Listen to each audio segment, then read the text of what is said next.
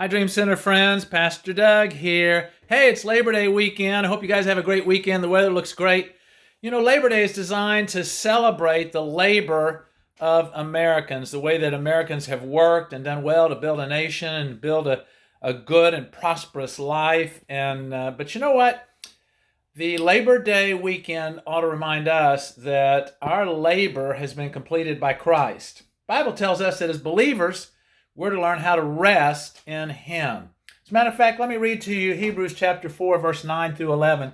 It's one of my favorites. There remains, therefore, a Sabbath rest for the people of God.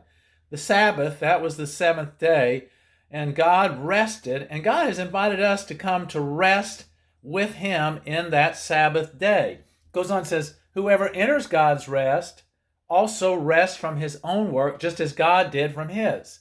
Let us therefore make every effort to enter that rest. And so, what's he really talking about? The labor that Christ did for us on the cross has allowed us to turn by grace to God's work in us. Yeah, we still need to work. We still need to use the gifts and talents that we have. But that work should be a rest for us because we're no longer under the curse.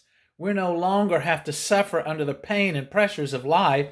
And so I encourage you this weekend, enter into God's rest. God's done the work for us through His Son, Jesus Christ, and now we can rest with Him and live by grace. Grace is when God gives us both the desire and the power to do the right thing. When we have wisdom and grace, we know what to do. We have the power to do it. Life becomes easy. All struggle ceases when we realize who we really are in Christ. God bless you.